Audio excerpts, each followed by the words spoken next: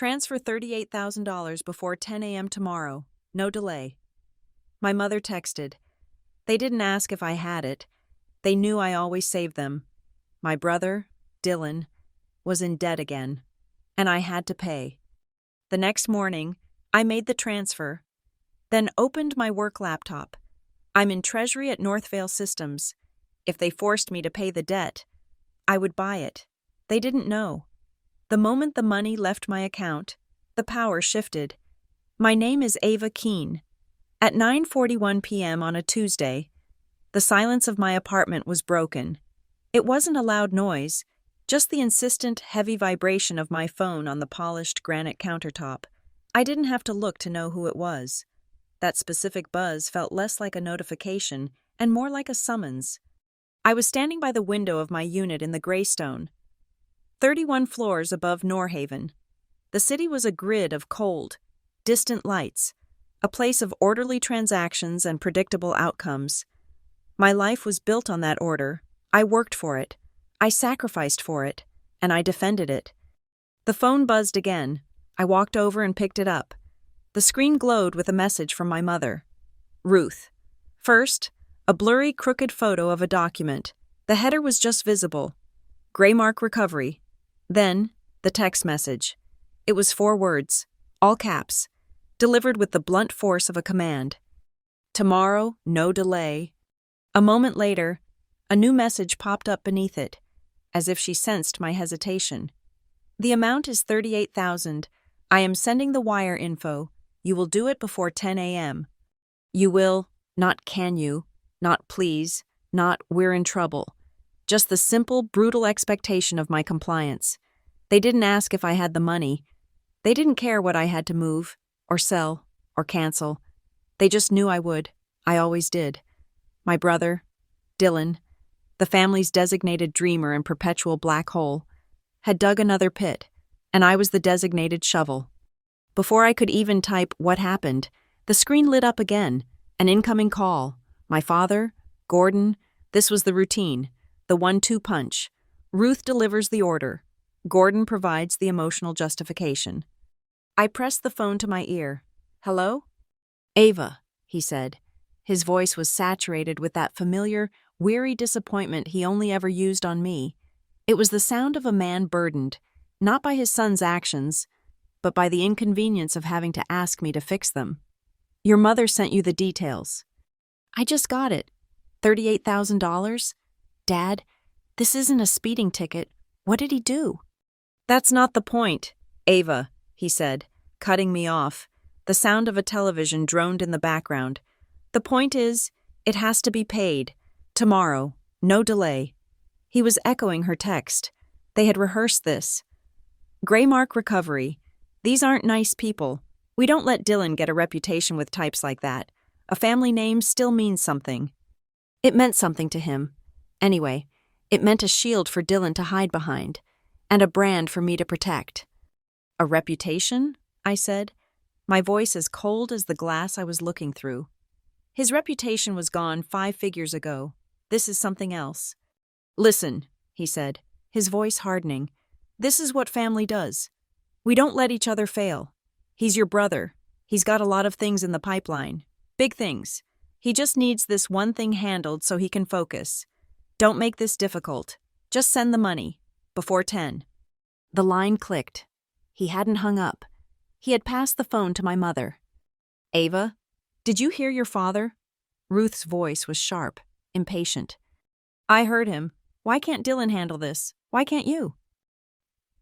Because we don't have it, she snapped.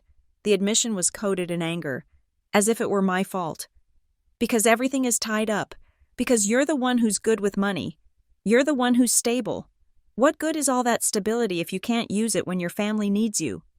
This isn't needing me. Mom, this is a recurring line item in my budget. This is the 4th time in 2 years. And it will be the last time if you just do it, she hissed. We don't ask why, Ava. We just fix it. That's family. The call ended. My hand was cramping from how tightly I held the phone. I stood there, 31 years old, in an apartment that cost more per month than my parents' mortgage. And I had just been reprimanded like a child who refused to share a toy. As if on cue, a new text notification appeared. This one was from Dylan. "Ava, please, you're the only one I have left. They're going to ruin me. Just this once. I'll pay you back. I swear." I stared at the words. No, I'm sorry. No, I messed up. Just the familiar, manipulative appeal to my sense of responsibility. "You're the only one I have left." A line designed to make me feel powerful and trapped all at once. He'd used it so many times it had lost all meaning. He wouldn't pay me back. He never had. I had the money.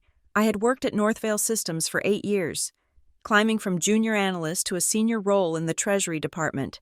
I managed liquidity. I assessed vendor risk. I understood the intricate plumbing of corporate finance. I had bonuses. I had investments. I had a 401k and a high-yield savings account. I had $38,000. What I had run out of was respect, for them, and for the version of myself who let this happen. I sat down at my desk, the skyline of Norhaven my only witness. The blurry photo was useless, but Ruth had also forwarded the original email. It was a formal PDF file. Settlement offer, RE account, GMRK 218B, client, Dylan Keene. Original creditor, Harbor Span Supply, LLC, amount due, $55,000. Settlement offer, $38,000. Offer valid until 10 a.m., October 24th. Tomorrow. This was professional. This wasn't a bookie. Harbor Span Supply. I didn't recognize the name. This was a business-to-business debt, sold off to a collections firm. Dylan didn't have a business. He had startups, projects, and consulting gigs, all ephemeral names for his unemployment. I texted my mother one last time. How did it get to this point? What is Harbor Span Supply? The reply was instant, a doctrine chiseled in stone. Family doesn't ask why. A cold, clear understanding settled over me. She wasn't just refusing to give me information. She was ordering me not to look for it. She was commanding my ignorance. Pay the bill, ask no questions, and let Dylan continue to bleed us all dry. That was the mistake. That was the command I was finally going to disobey. I didn't cry. I didn't throw my phone. I didn't pour a drink. Instead, I reached for the black, leather-bound notebook I used for work. It was filled with checklists for wire transfers, notes on risk modeling, and diagrams of cash flow. It was a book of procedures. I turned to a fresh page. At the top, I didn't write "pay Dylan's debt." I wrote 3 words. Chain of title. Assignment. Settlement. This was my world, at Northvale. We didn't just pay things. We verified them. We acquired them. We managed them. A debt is just an asset. A settlement offer is just an invitation to negotiate. And family, I decided, was just a word for an unsecured creditor. My resolve hardened. If they were going to force me to pay this, I wasn't just going to settle it, I was going to own it. First, I had to play my part. I opened my personal banking app on my laptop. The interface was familiar, calming. I navigated to the wire transfer screen. I meticulously typed in the account information for Graymark Recovery's trust account. I entered the amount, $38,000. I put the reference number, GMRK 218B, in the memo field. My finger hovered over the confirm button. This was the moment. This was the last time I would be their fool. I was paying for entry. I was buying a ticket to the game they didn't even know they were playing. I clicked. The screen refreshed. Your wire transfer has been scheduled for processing. I didn't stop there. I took a full-page screenshot of the confirmation screen. I saved the email receipt from my bank. I downloaded the PDF statement showing the debit from my account. I created a new, encrypted folder on my hard drive. I named it Project Carapace. I moved the files into it. Every click was precise, deliberate. I was building a case. I was creating a paper trail. I closed my personal laptop. The first part was done. They would get the alert in the morning that the money was on its way. They would relax. Gordon would feel proud of his family sticking together. Ruth would feel the satisfaction of her authority being respected. Dylan would feel relief and immediately start planning his next disaster. And I would be busy. I picked up my work laptop. It was heavier, more powerful. The matte black casing of the Northvale Systems machine felt like armor. I opened it. The logo glowed in the dark room. I connected to the company VPN. My authenticator app on my phone chimed with a 6-digit code. I typed it in. I was in. I was no longer Ava Keene, the daughter. I was Ava Keene. Treasury and Risk. I opened a secure browser and typed in the URL. It was a drab, gray interface, a B2B portal our team used for due diligence. It was a charge-off exchange, a secondary market where financial institutions, creditors, and debt buyers traded bad paper, defaulted loans, unpaid invoices, charged-off accounts. We used it to test our partners and, occasionally, to discreetly analyze risk in certain sectors. I knew Greymark Recovery used this platform. They were a buyer, but they were also a seller. They bought large portfolios of distressed debt, bundled the high-risk garbage, and sold it off at pennies on the dollar to smaller, more aggressive firms. The cursor blinked in the search bar. My heart was beating, not with fear, but with a cold, thrilling sense of purpose. I typed in the case number from the PDF. GMRK 288B. I clicked search. A line item appeared. Account, Keene, Dylan, original creditor, Harbor Span Supply, LLC, face value, $55,000. Status, pending settlement. And right next to it, a small, beautiful, clickable button. View listing. The debt was for sale. They hadn't just offered Dylan a settlement. They had listed the entire debt for purchase on the open market. They didn't care who paid it, the debtor or another buyer, as long as they got their money. They thought they were just sending me a bill. They had no idea they had just sent me an opportunity. The View Listing button glowed on the gray portal, a quiet invitation in the digital twilight of my apartment. Account GMRK 288B, my brother's debt, packaged and priced like a pork belly future. They thought they had sent me a bill. They had actually sent me a prospectus. This pattern, the one they never saw, didn't start tonight. It started so long ago that the memories feel like they belong to someone else. It began with a phrase, repeated until it became a family law. Ava can handle it. It was the mantra of our household in Norhaven, a middle-class suburb where the lawns were neat and the anxieties were buried. It was first spoken, I think, when I was 12. The washing machine died mid-cycle, flooding the laundry room. My mother, Ruth, sat on the kitchen stairs, hands clasped, staring at the spreading water. My father, Gordon, was at his desk. Balancing the books, Dylan, then 14, was in his room. Being creative, which meant he was exempt from reality. I looked at the chaos. I looked at my mother's paralysis. I went to the neighbors, borrowed their wet vac, and found the warranty paperwork in the junk drawer. I called the 1-800 number and scheduled the repair. When it was done, my mother patted my head and said to my father, "See, Ava handled it." From then on, Ava handled it became the period at the end of every sentence describing a family crisis. A bounced check at the grocery store? Ava had babysitting money. A late utility bill? Ava could talk them into an extension. My role was defined. I was not the smart one or the talented one. I was the one who handled it. Dylan, 2 years my senior, was the family's great hope. He was the one destined for greatness.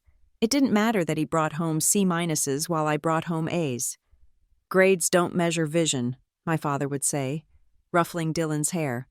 Dylan was creative. When he failed his driving test twice, it was because the instructor didn't understand his spatial reasoning. When he dropped out of community college after one semester, it was because the institution was stifling his entrepreneurial spirit. When he floated from one entry-level job to another, telemarketer, coffee barista, warehouse stocker, and was fired from each. It was because the jobs lacked a dynamic growth pathway. I was practical. When I turned 16, I got a job at the local food mart. I remember the smell of the massive refrigerators, the biting cold of the freezer aisle, and the incessant, high-pitched beep of the scanner. I worked 15 hours a week during the school year and 40 in the summer. That money wasn't for vision. It was for my college application fees, for my textbooks, for the bus pass that got me to campus because I didn't have a car. The day Dylan turned 17, my father co-signed a loan for a brand new, metallic blue sedan. I remember the smell of the plastic covering the seats. A young man needs to look successful to be successful. Ava, Gordon explained, not looking at me. It's about presence. I paid my way through state college, balancing a work-study job in the finance office with my shifts at the food mart. I graduated with honors and a deep, abiding understanding of compound interest and default penalties. Dylan, meanwhile, was given seed money for his first startup, which involved designing custom t-shirts. The startup folded in 6 months, leaving behind a $5,000 credit card bill. I handled it. The Sunday dinner table was the stage for this performance. We'd sit around the oak table my parents had bought on a 24-month payment plan. The air would be thick with the smell of roast chicken and my mother's forced optimism. Dylan had a very promising meeting this week, Ruth would announce, passing the mashed potatoes. He's networking with some very important people about his new app. He's got the vision for it, Gordon would nod, his voice full of manufactured pride. Big things, just needs to get the funding aligned. Dylan's app was a vague concept about social media for pets. He had no code, no business plan, just a name. Then all eyes would turn to me. And you, Ava? How is the bank? They always called it the bank. It didn't matter that I worked in corporate treasury for a major fintech firm. To them, I was a teller. Work is fine, I'd say. We're implementing a new liquidity management system. My mother would smile, a tight, uncomprehending expression. Well, that's nice. Then she would turn to my father and say, with a little laugh, "She's just so practical." It was a backhanded compliment, a verbal pat on the head. It was a word used to dismiss me. Practical meant I was the foundation, the gray concrete hidden underground. Dylan was the skyline. I was the person who cleaned up the mess. He was the person who was allowed to make it. I was the reliable, boring utility. He was the exciting, volatile stock. And in my family, they only ever gambled on Dylan. But the practical ones, the ones who handle things, learn to see the world differently. We learn to listen. We learn to be silent. I stared at the laptop screen. Harbor Span Supply, LLC. This was the shift. This wasn't Dylan asking for $500 to cover his rent. This wasn't a $5,000 credit card bill from a failed t-shirt company. This was a $55,000 debt to a commercial supplier. This was an advance for services, or goods, or something he had promised and failed to deliver. He had escalated. He had moved from personal failure to commercial fraud, and in doing so, he had stepped out of the shallow end of family drama and into the deep, cold water of my professional world. My silence, which they had always mistaken for agreement, was something else entirely. It was data collection.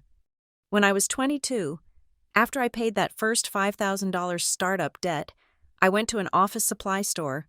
I bought a single, beige, accordion-style file folder. I labeled it Keen Family. I put the credit card statement and the printout of my bank transfer inside. Over the years, that folder became a drawer. That drawer became a locked, 2-drawer file cabinet in the back of my closet, a metal box of their sins, curated with the chilling precision of an auditor. It held everything.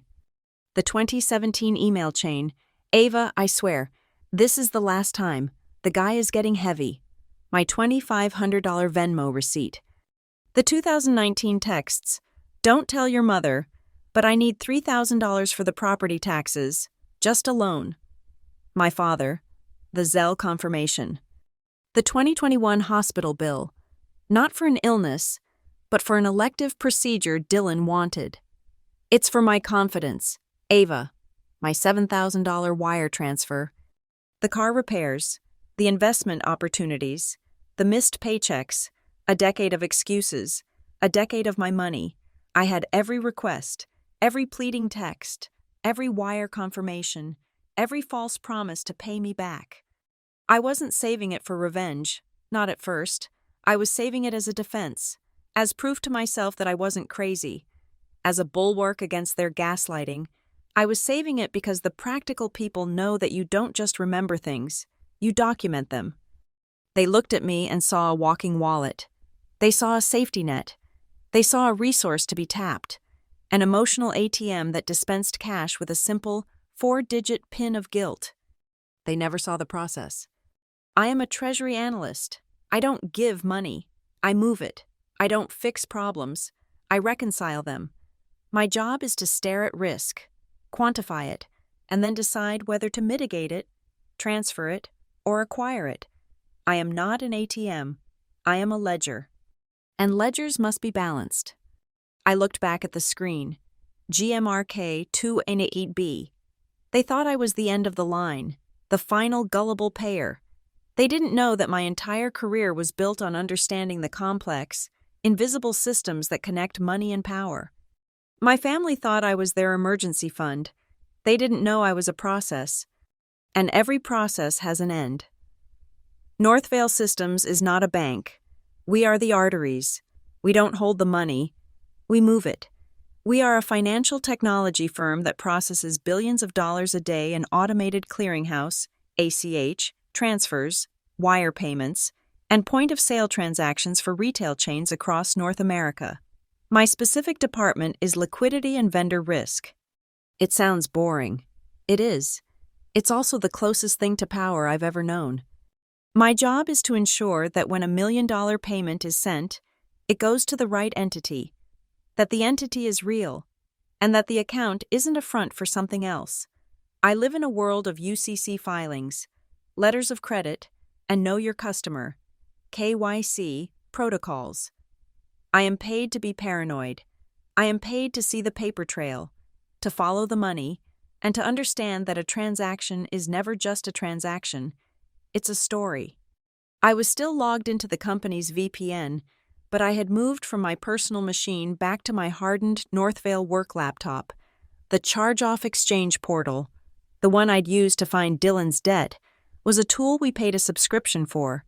It was our window into the secondary debt market, a place where risk was quantified, packaged, and sold like any other commodity. I had the case number, GMRK 208B. The listing was still active. I clicked on it, entering the full dashboard for the asset.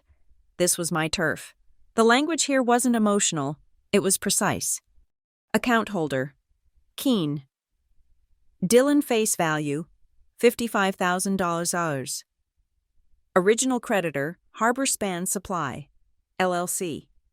Status, active collection, settlement offered lot, GMRK 218B.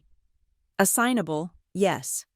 That one word, assignable, was everything.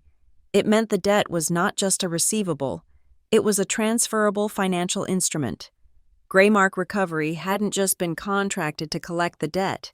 They had bought it from the original creditor, Harbor Span Supply. Now, they were flipping it. They were doing what is common in the industry, offering the debtor, Dylan, a high-price settlement, $38,000, while simultaneously listing the debt on the exchange for a much lower price, hoping another debt buyer would bite. Attached to the listing, per exchange rules, was the collateral file. This was the chain of title, the legal proof of ownership. I clicked the download icon. A 12-page PDF appeared.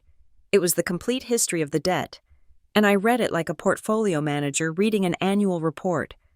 Page 1. The bill of sale, showing that Harbor Span Supply, LLC, sold a portfolio of non-performing accounts, including Dylan's, to Graymark Recovery 3 weeks ago. The transfer was clean, notarized, and filed. Pages 2 to 5. The original contract between Dylan Keen and Harbor Span Supply. It was a consulting agreement with a cash advance clause. Dylan had signed it. He had received a $55,000 advance against future services. Pages 6-8.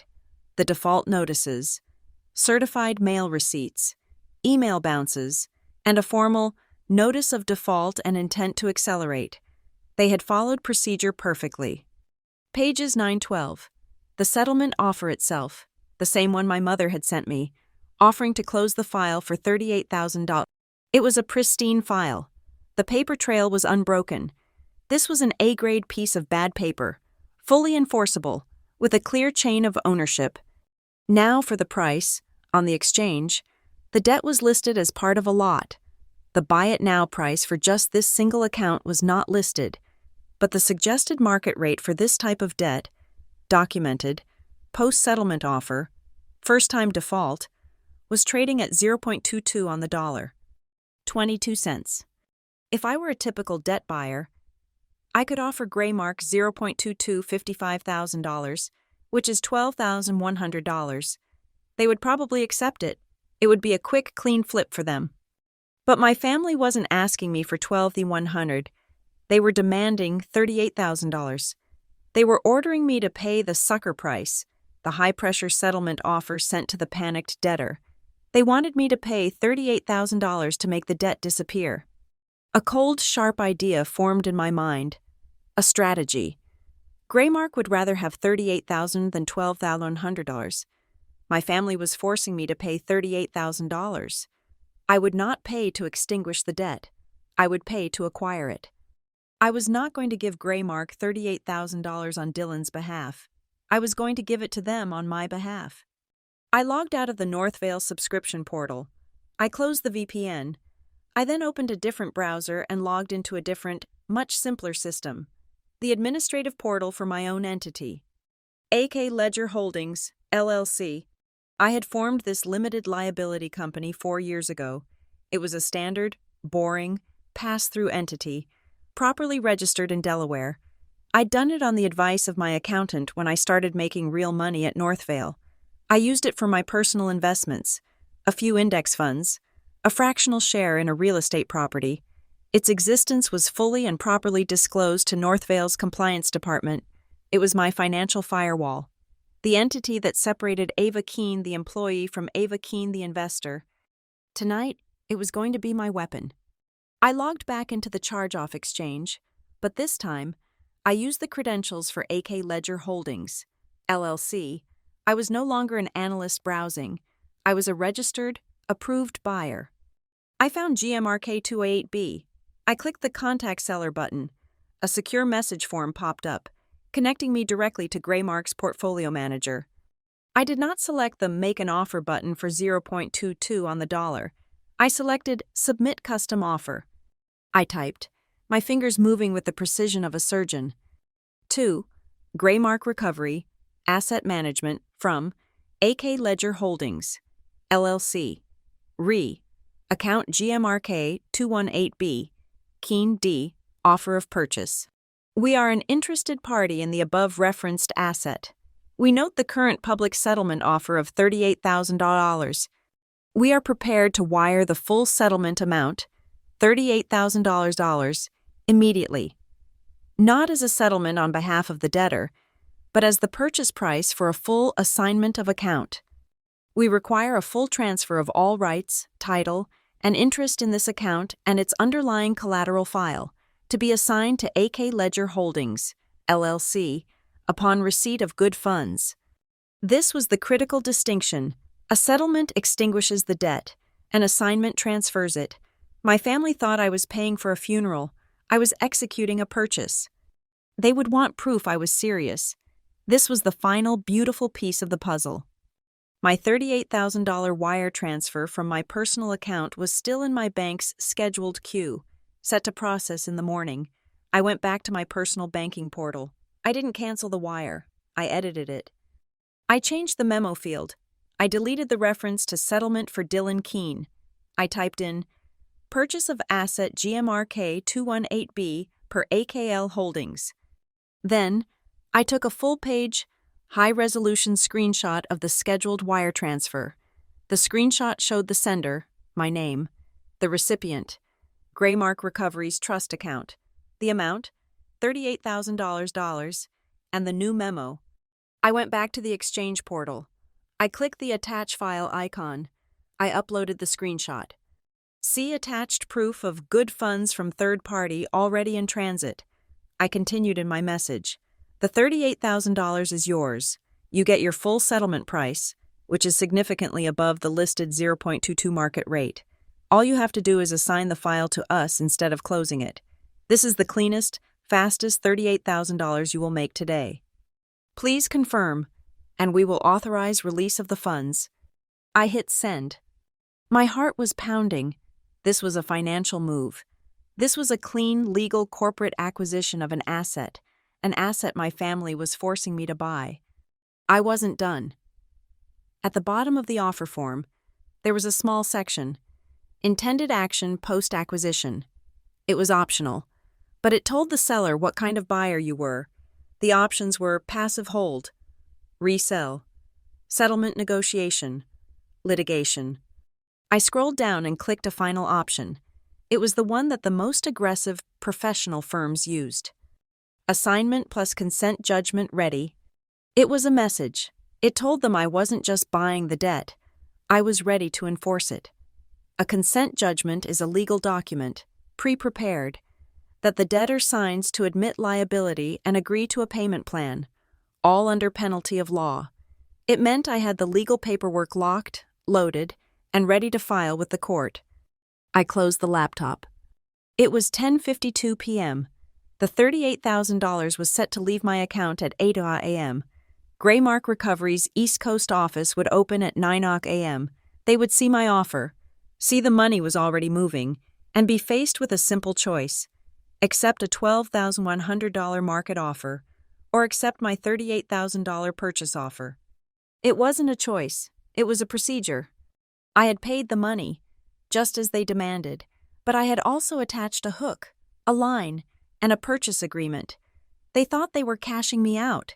They didn't realize I was buying them out. The offer was sent. 10:52 p.m. My laptop screen glowed in the dark apartment. The secure message portal confirming my bid to purchase GMRK 288B. The wire was staged. The trap was set. I should have closed the machine. I should have gone to bed. But I am a risk analyst. My brain is not built to rest when a file is incomplete. Something was wrong. It was the name. Harbor Span Supply, LLC. It was a perfectly anonymous, generic, corporate-sounding name. It was the kind of name you see on the side of a truck and forget instantly. But it was that very generic quality that bothered me. It felt manufactured.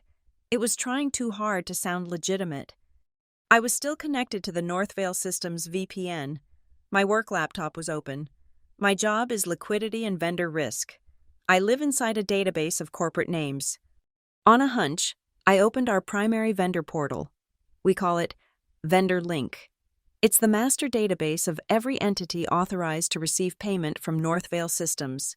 It contains their tax information, their bank accounts, their risk profiles. It is my sandbox. I clicked into the vendor search field. My fingers typed the name. Harbor Span Supply, LLC. I hit the Enter key. I expected the result to be 0 matches found. I was bracing for it. What I was not bracing for was the screen that appeared. Vendor ID, HSS 4915. Vendor name, Harbor Span Supply, LLC. Status, active risk rating. Low, auto-approved, 6.20. YTD payments, $190,000.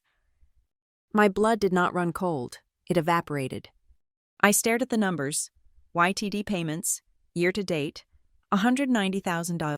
Harbor Span Supply, LLC, the company my brother owed money to, the company that sold his debt to Graymark Recovery, was an active, approved, paid vendor for Northvale Systems, my company, the company where I manage vendor risk. This was not a coincidence. This was a breach. My breath caught in my throat. I felt a drop of sweat run down my temple. My professional life and my toxic family life had just collided at catastrophic speed. I clicked on the profile. How? I whispered to the empty room. How did he get approved? I looked at the approval date. 6 months ago, a junior analyst in my department, a new hire, had signed off on it. The file note said, Standard Services Provider, Low Volume, Auto Approve. Low volume. The kid had been wrong. I clicked the Documents tab. This is the vault. This contains the W-9 form for the IRS, the Certificate of Incorporation, the bank account details for ACH payments. I opened the W-9. It listed the legal name, Harbor Span Supply, LLC, and an employer identification number. The address was a UPS store P.O. box in a strip mall 20 miles from our parents' house, a classic shell company indicator. I opened the Certificate of Formation. It was a standard Delaware LLC, filed online, anonymous. Then I clicked the Authorized Signatories form. This is the document that tells Northvale who is legally allowed to submit invoices on the vendor's behalf. My vision tunneled. There was only one name on the form. Name, Dylan Keene. Title, Authorized Consultant. The signature was his, that lazy, arrogant, left-leaning scrawl that I had seen on 1,000 birthday cards asking for cash. He wasn't just in debt to our vendor. He was our vendor. My hands were shaking. I had to stop and place them flat on my desk. I was breathing in short, shallow gasps. This was not a family crisis. This was a federal crime. Wire fraud. I clicked the Payment History tab. The screen populated with a list of invoices paid by Northvale. Invoice HSS 1001. Date 06/25. Amount $40,000. Description: Q2 Strategic Sourcing Consultation. Invoice HSS 102. Date 07/22. XX. Amount $35,000. Description: Vendor Optimization Services. Invoice HSS 1003. Date 08/20. Amount $50,000. Description: Logistics Pathway Review. Invoice HSS 1004. Date 08/29. XX. Amount $25,000. Description: Supply Chain Audit. Phase 1. Invoice HSS 1005. Date 09/23. Amount $40,000. Description: Deployment Strategy Fees. 5 invoices, $190,000. I stared at the pattern. This was not the billing of a legitimate business. This was the work of an amateur. The descriptions were corporate salad, meaningless, intangible services that produced no reports, no data, no deliverables. They were designed to be filed and forgotten. The amounts, every single one, was a large, perfectly round number. Businesses don't bill in round numbers. They bill for hours. They bill for expenses. An invoice from a real consultant would be $39,970.50. These were the numbers a child would invent. The timing, they were submitted near the end of the month, with payment terms of NET 15, right when my department was busiest processing end-of-quarter cash movements. My brother, Dylan, the creative one, the visionary, had created a shell company, gotten it approved as a vendor at my own firm, and had been systematically billing us for imaginary services for 4 months. He had stolen $190,000. And then, I understood the $38,000. I understood the debt I had just bought. The $55,000 debt to Harbor Span. It was a phantom. Dylan, as an individual, had signed a cash advance agreement with his own company, Harbor Span. It was a piece of paper saying he owed his own pocket $55,000. It was meaningless. Until he sold it. He had taken this fraudulent internal contract, this debt, and sold it to Graymark Recovery as a non-performing asset. Graymark, seeing what looked like a legitimate B2B advance, probably bought it from Harbor Span for pennies on the dollar. $10,000, maybe $15,000. It was a way for Dylan to get a second payday. He got $190,000 from Northvale. Then he got another, say, $15,000 from Graymark by selling them a fake debt. And now Graymark, the legitimate collections firm, was coming after Dylan, the individual, for the $38,000 settlement. And he had the audacity to send them to me, to my parents. He had sicked a collections agency on his own family to pay for a scam he was running against my employer. The sheer, catastrophic arrogance of it, the risk he had just dropped on my doorstep. He was pushing it onto all sides. If Graymark dug too deep, they'd find the fraud. If my family paid, they'd be complicit. If I paid, and Northvale ever found out, I'd be fired, accused of being an accomplice. Graymark didn't know. They were just a collector who'd bought a bad file. My family certainly didn't know. My parents thought this was just another Dylan messed up moment. But I knew. The pieces clicked into place with the force of a slammed door. If I had just paid the $38,000 settlement, the debt would have vanished. Graymark would be paid. Dylan would be safe. The case would be closed. And he would be free to continue billing Northvale. He'd be emboldened, ready to invoice us for HSS 1006. The pattern would repeat. The $190,000 would become $300,000. But I didn't settle the debt. I bought it.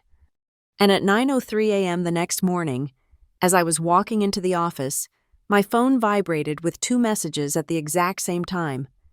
The first was a text from my mother. Ruth. Ava, I'm waiting. Did you send the money? Graymark is calling me. Don't make this difficult. The second was an automated email from the charge-off exchange. Subject: Offer accepted. GMRK 218B. Congratulations. AK Ledger. Holdings. LLC. Your offer to purchase the asset has been accepted by the seller. The bill of sale and assignment of account are now being countersigned and will be available in your portal. The file is yours. I now own the paper trail. I owned the contract that legally connected Dylan Keene individual to Harbor Span Supply, LLC. I owned the single, critical piece of evidence that linked my brother's personal identity to the corporate fraud he was perpetrating against my employer. My family thought I was paying for their chaos. They had no idea I was buying the leash. I sat down at my desk. I put my lunch in the drawer. I looked at my mother's text. I looked at the email confirmation. Then I opened my Northvale secure email client. I started a new message.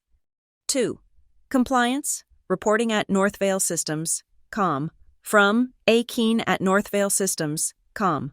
Subject: Urgent. Potential shell vendor activity. HSS 4915. I typed, my fingers cold and steady. Flagging potential shell vendor for immediate review. Please place a hold on all payments to Harbor Span Supply, LLC, vendor ID, HSS 4915. Vendor was auto-approved 6 months ago. Invoices are for vague, intangible services. All invoices are large, round dollar amounts. Total YTD payments are $190,000. The authorized signatory on the W-9 and ACH forms is Dylan Keene. I have reason to believe this is a shell entity. I am preparing a full disclosure for HR regarding a personal conflict with this signatory. Please codename this investigation Project Carapace. I hit send. Then, I picked up my phone. I replied to my mother's text. It's handled. The morning of October 23rd began with 2 electronic heartbeats, arriving at precisely 9:03 a.m. The first was the text from my mother. Ruth. Ava, I'm waiting. Did you send the money? Graymark is calling me. Don't make this difficult. The second was the automated email from the charge-off exchange. Subject: Offer accepted. GMRK 218B. Congratulations. AK Ledger Holdings, LLC. Your offer to purchase the asset has been accepted. I answered my mother first. A single, cold, accurate statement. It's handled. I ignored the explosion of, "What does that mean?" and "Ava, don't play games," that followed. I turned my full attention to the second message. The automated acceptance was just the system's handshake. The real finalization came at 9:17 a.m. from a human, a portfolio manager at Graymark Recovery, a man named Dave, sent a direct email to the admin account for AK Ledger Holdings. "Mr. Ledger," he began. I smiled. The anonymity of an LLC was a beautiful thing. "We are pleased to accept your client's offer of $38,000 for the full assignment of account GMRK 208B. This is, needless to say, significantly above our market value asking price, and we are happy to expedite this transfer. Please find the electronic signature portal link below for the bill of sale and assignment of account. Once you have executed, we will countersign and release the full file." I clicked the link. It took me to a secure e-notary portal. 2 documents were waiting. Bill of sale. Assignment of account. I read every line, though I already knew the boilerplate. For the sum of $38,000, received and acknowledged, seller, Graymark Recovery, does hereby sell, assign, and transfer to buyer, AK Ledger Holdings, LLC, all rights, title, and interest in and to the account, including any and all contractual rights, claims, and causes of action. All rights, all claims, it was absolute. I clicked the sign field, my digital signature. Ava Keene, managing member, AK Ledger Holdings, LLC, was stamped onto the document. I clicked Finish. Then I opened my personal bank portal. The $38,000 wire was still sitting in my scheduled queue. I clicked Authorize. The screen refreshed. "Your transfer has been sent." The money was gone, but I had not spent it. I had converted it. I had transformed $38,000 of pressurized family guilt into a fully secured, legally actionable financial asset. At 9:25 a.m., the notary portal chimed. Graymark had countersigned. I downloaded the fully executed PDF. I printed 1 hard copy, 3-hole punched it, and placed it in a new 1-inch blue binder. This wasn't a family photo album. This was an asset file. But owning the debt was only the first step. Any amateur can buy a debt. A professional secures it. I opened a new tab in my browser and navigated to the Delaware Secretary of State's online portal. I was filing a UCC-1 financing statement. In the world of finance, this is the equivalent of planting a flag on the moon. It is a public, legal notice to the entire world that you are first in line. It states that AK Ledger Holdings, the secured party, has a priority security interest in the assets of Dylan Keene, the debtor. I meticulously filled out the form. Debtor, name, Keene, Dylan, secured party, AK Ledger Holdings, LLC. Description of collateral. All present and future accounts receivable, general intangibles, chattel paper, and payment intangibles related to or arising from account GMRK 218B, including all proceeds thereof. It cost $50. I paid it with the AK Ledger Holdings corporate debit card. At 9:41 a.m., the filing was accepted and recorded. File 2024-91820. I was no longer just a creditor. I was a secured creditor. If Dylan had any other assets, if he tried to declare bankruptcy, my claim would be at the front of the line, ahead of almost everyone else. The leash was now a legal, publicly recorded chain. Now for the second parallel track, the Northvale track. My Project Carapace email to compliance had landed like a grenade in their quiet inbox. At 9:45 a.m., an automated ticket was generated. Case C-2024-918 has been opened. All payments to vendor HSS 4915 are hereby suspended pending review. At 10:15 a.m., my boss, Michael, the VP of Treasury, pinged me on Teams. "Ava, you have a minute? My office?" I walked over. His glass-walled office looked out over the rest of our department. He looked tired. "Michael," I said, stopping at his door. I didn't sit down. "Before you start, I need to make a formal disclosure. This is for HR and for the record." He raised an eyebrow. "I am the one who flagged vendor HSS 4915. This morning," I said, my voice flat, professional. "The authorized signatory on that file, Dylan Keene, is my brother. I had zero knowledge of his or his company's status as a Northvale vendor until 10:30 p.m. last night.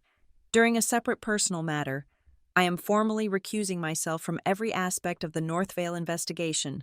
I will not access the case file. I will not be involved in the decision-making, and I will not attend any internal meetings about it. I am available to compliance as a witness, but not as an analyst. Michael just stared at me for a long moment, processing the risk, the nepotism, the fraud. "Okay," he said slowly. "Good call. You're recused. This is compliance and legal's problem now. This is a mess. Ava." "It's about to get messier," I said. "There is a second part, a separate matter." I laid out the other half of the night. Separately, my brother defaulted on a personal business debt. Last night, my family pressured me to provide the $38,000 to settle it. I did not settle it. I used my personal LLC to acquire the debt. As of 9:25 a.m. this morning, I am his legal creditor in a matter entirely unrelated to Northvale. He put his head in his hands for a second. "Jesus, Ava." "I know. The reason I'm telling you is this. I am not handling this at my home. I am not meeting him in a coffee shop.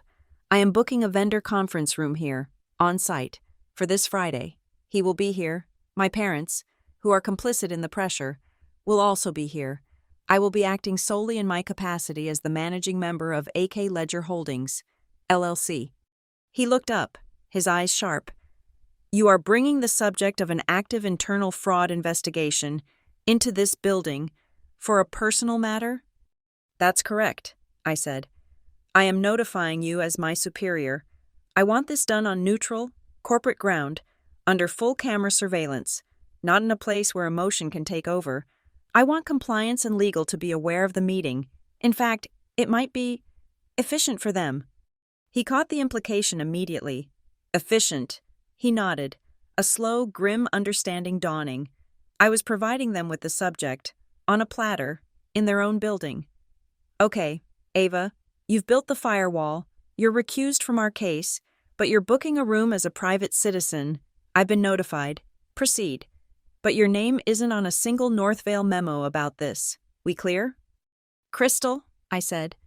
I returned to my desk. The machine was in motion. First, I opened the internal room booking system. I reserved Vendor Hall C for Friday, October 25th, 10 a.m. to 11 a.m. It was a sterile, windowless room on the ground floor, far from my department. It was where we did hardball vendor negotiations and, sometimes, terminations. The atmosphere was perfect. Second, I opened my email. I forwarded the confirmation of my recusal to my personal email, creating an external record. Every action was documented. Third, I opened a fresh document. This was the most important one, the Notice of Assignment. This is the legal letter that informs a debtor their chain has been sold. To Dylan Keene, CC, Gordon Keene, Ruth Keene, email of the Keene family's longtime lawyer. From AK Ledger Holdings, LLC, managing member. Subject, official notice of assignment and call for resolution. Account GMRK 218B. Please be advised that as of 9:25 a.m., October 23, 2024, AK Ledger Holdings, LLC, has purchased and is the sole legal owner of all rights, title, and interest in the debt obligation, account GMRK 218B, originally owed to Harbor Span Supply, LLC, and subsequently held by Graymark Recovery. This is a formal notification that you are to direct all future correspondence and payments exclusively to AK Ledger Holdings, LLC. We are scheduling a meeting of resolution to discuss this matter. Your attendance is mandatory. Date, Friday, October 25th, 2024. Time, 10 a.m., sharp. Location, Northvale Systems. 1400 Corporate Drive, Norhaven, NT, Vendor Hall C. Please bring legal counsel if you wish. All parties included on this email are expected to be present. I attached 2 files. GMRK 288B Bill of Sale. Executed. PDF. GMRK 288B UCC1. Filing confirmation. PDF. I hit send. The order was established. The lines were drawn. The emotional, chaotic, manipulative world of my family was about to collide with the cold, procedural, documented world of my profession. My desk phone rang. It was Sarah, from Northvale's legal department. "Ava," she said. Her voice was all business. "We're spinning up on Project Carapace. We saw your disclosure to Michael. This is messy." "It's two separate messes, Sarah," I said. "The internal one is yours. The external one is mine. We hear you're holding a meeting on Friday with the subject." "Correct, as a private creditor." A beat of silence. "He will be on site," she stated. "Yes." "Ava, would you object to a member of compliance and a legal counsel sitting in on your meeting? In a non-participatory capacity, of course, just to observe." "I would have no objection," I said. "As Michael and I discussed, it could be efficient." "Right. One last thing. Given that you are the secured creditor, we assume you'll want a consent judgment drawn up. Legal can draft one for you. As a professional courtesy, based on the $55,000 face value of the asset you acquired, it would save you the time of suing him. If he signs, you have a court-enforceable judgment instantly." A cold, beautiful, perfect tool. "Yes, Sarah," I said. "That would be very helpful. Please send the draft to my personal email when it's ready." "Will do. Good luck, Ava." She hung up. I looked at the blue binder on my desk. I looked at the Project Carapace case number on my screen. I looked at the meeting invitation in my sent items. Everything was clearly delineated. Everything was lawful. Nothing was emotional. Friday, October 25th, 9:54 a.m. I was in Vendor Hall C, a room specifically designed to have no personality. The walls were a flat, corporate gray. The table was a long, boat-shaped laminate wood, polished to a dull shine. A pitcher of water and 12 inverted glasses sat in the center, untouched. In the top corner of the room, a black, domed security camera watched everything. I had been here for 20 minutes. My blue binder, the one containing the asset file for GMRK 288B, was open in front of me. To my right, a stack of documents. The top one was the consent judgment, drafted by Northvale's legal team, ready for a signature. I was not wearing my Northvale Systems employee badge. My suit was a dark, severe charcoal. I was not Ava Keene, the employee. I was Ava Keene, managing member of AK Ledger Holdings, LLC. At 9:55 a.m., 2 other people entered the room and sat at the far end of the table, near the door. They were Sarah from legal and Kenji from compliance. They carried their own folders. They did not speak to me. They were here as observers. At 10:00 a.m., sharp, the door opened. My father, Gordon, entered first.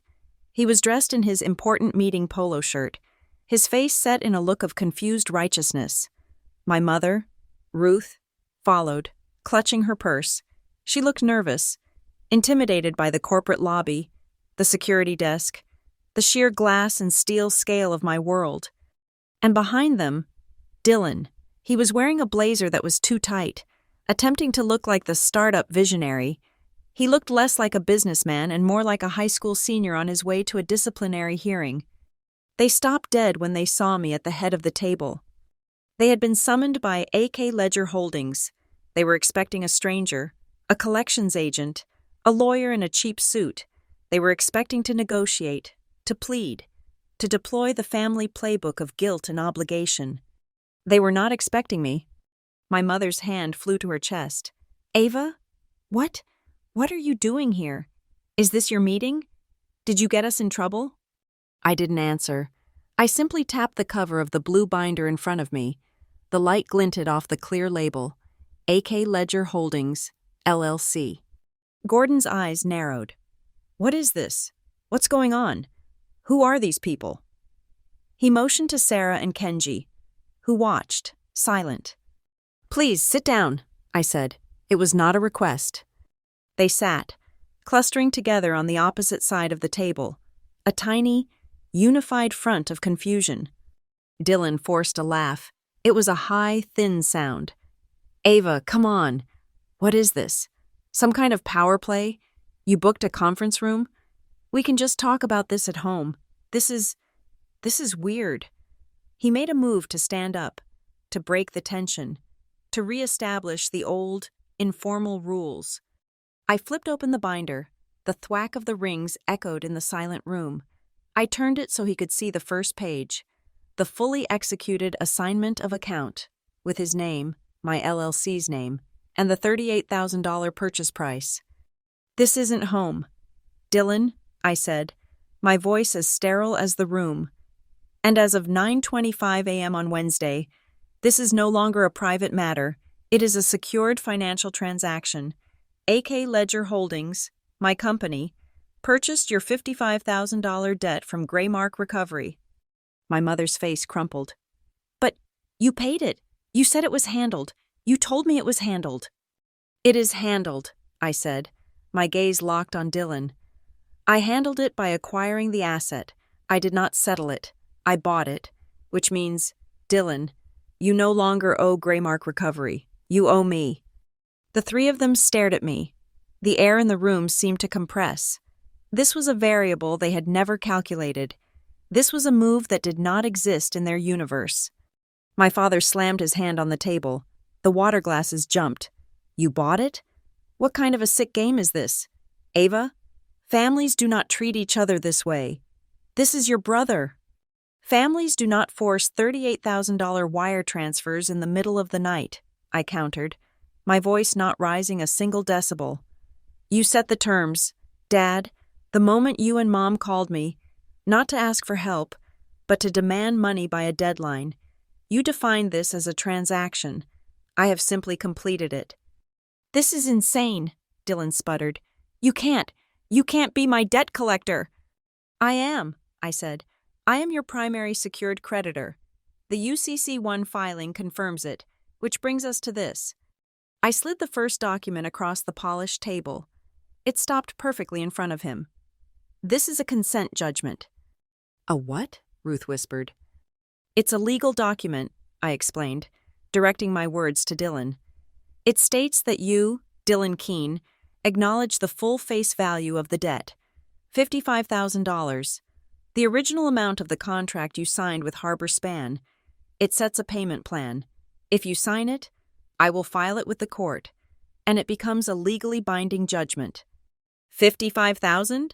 Gordon was apoplectic. We told you 38. You paid 38. I paid 38 to acquire the asset, I said.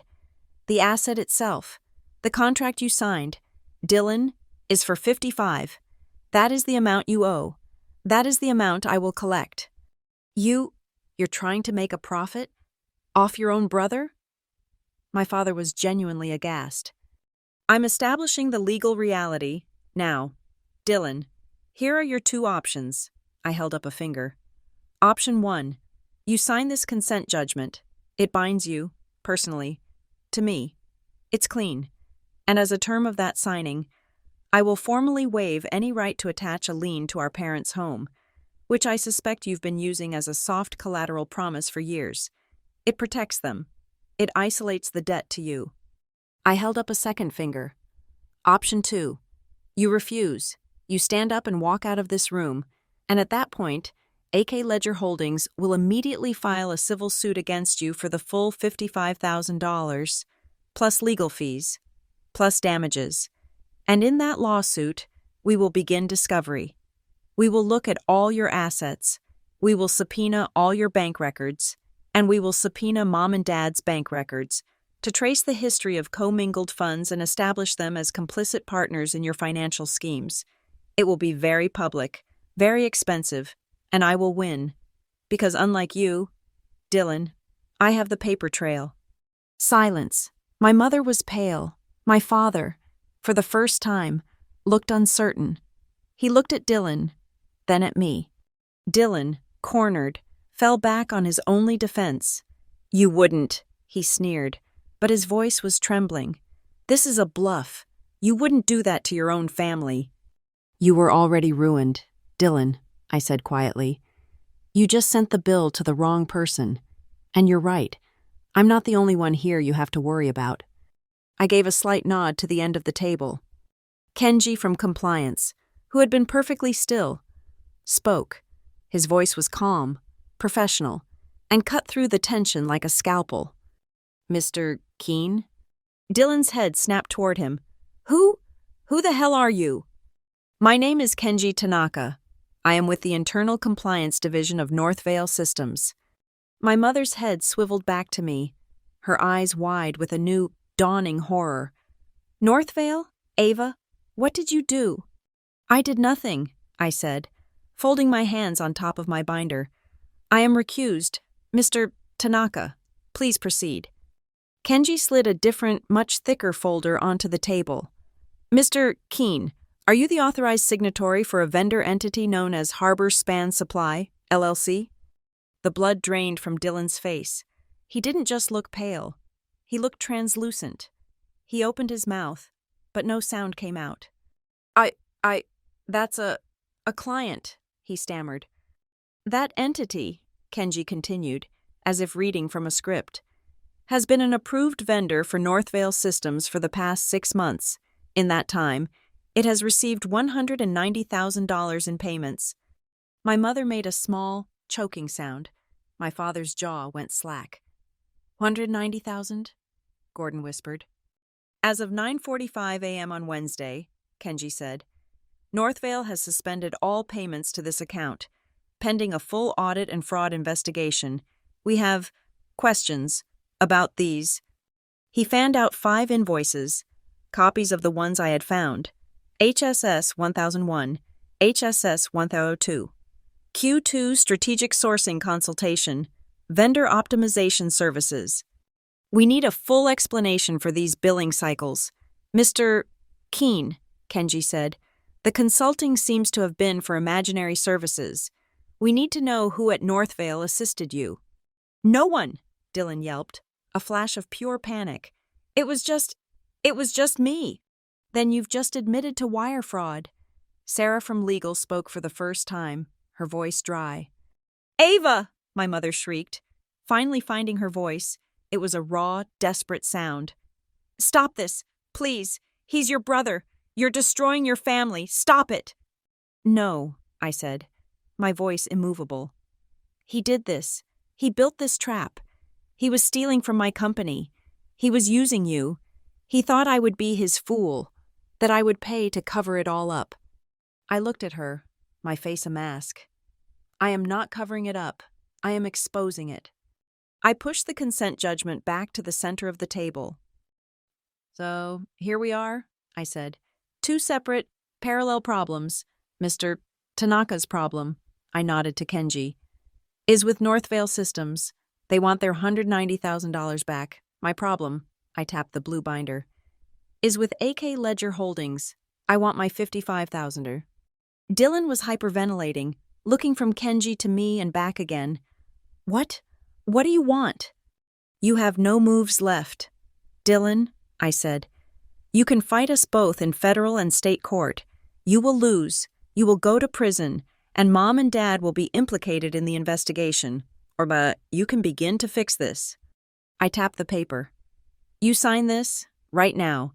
You admit you owe me the $55,000. It protects Mom and Dad's house from my lawsuit. It makes your debt to me clean, legal, and non-negotiable. And him? Dylan's eyes were wide, fixed on Kenji. Kenji spoke. My investigation is separate. Your cooperation, however, will be noted. We are primarily interested in the full and immediate recovery of the $190,000 you defrauded Northvale of. The trap was sprung. The 2 debts, one real, one fraudulent, were now inextricably linked. No one screamed. No one threw anything. There was only the sound of Dylan's ragged breathing and the high-pitched electronic hum of the overhead lights. Gordon stared at his son, his visionary, his hope, and for the first time, I saw the pride in his eyes curdle into something else, genuine horror. Ruth was silent, her hands twisting her purse strap, tears rolling down her cheeks. Sarah from legal, sitting at the end of the table, clicked her pen. The sound was sharp, final, like a gavel. Dylan, broken, looked at the paper. His shoulders slumped. His voice was a rasp. "Where do I sign?" Dylan's voice was a ragged whisper. "Where do I sign?" I held up one hand, a silent, "Stop." "Not yet," I said. "Before you sign, you need to understand the full scope of what you did. You need to see the complete evidence, not just for me, for them." I glanced at our parents. My father was staring at the table, his face ashen. My mother was rocking back and forth, her eyes shut, muttering, "No, no, no." "Mr. Tanaka," I said to the compliance officer. Kenji nodded. He turned his folder around so Dylan could see it. "This isn't an accusation. Mr. Keene, this is a final report. You're past the point of investigation." He laid the 5 invoices out like a losing poker hand. HSS 1001, 1002, 1003, 1004, 1005. "First," Kenji said, "the invoices themselves. All 5 are from the same template. All 5 use identical, vague descriptions, optimization, strategy, consultation. No deliverables were ever attached. No reports were ever filed. No meetings were ever logged." He then slid a 6th document onto the table. It was the original vendor application. "Second," he continued, "the application. The authorized consultant's signature is yours." He pointed to the line I had seen. "But the damning part is the email address you used to bid for the initial contract. It was not a corporate email. It was dylankangcreative@gmail.com. We have the full email chain. You, from your personal Gmail, negotiated with a junior procurement officer about logistics pathway reviews." Dylan's face was chalky.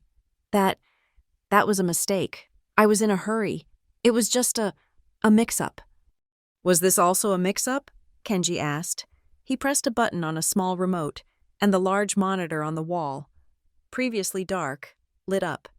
It was a spreadsheet, 2 columns, side by side. "On the left," Kenji said, his voice cold and analytical, "is the timestamp for every invoice you submitted through the Northvale portal. We have your IP address. It resolves to a residential account at your apartment." He pointed to the 2nd column. "On the right is your personal bank activity, which our fraud team subpoenaed this morning, specifically, the ATM withdrawals. Let's look at invoice HSS 1003. You submitted it for $50,000 at 9:14 a.m. on August 20th. Northvale's payment was processed at 2:00 p.m. on August 22nd, and here, at 2:30 p.m., 2:45 p.m., and 3:00 p.m. on that same day, are 3 separate, max-limit ATM withdrawals from your checking account, followed by a wire transfer to an offshore sports betting account." Kenji clicked the remote. The next line appeared.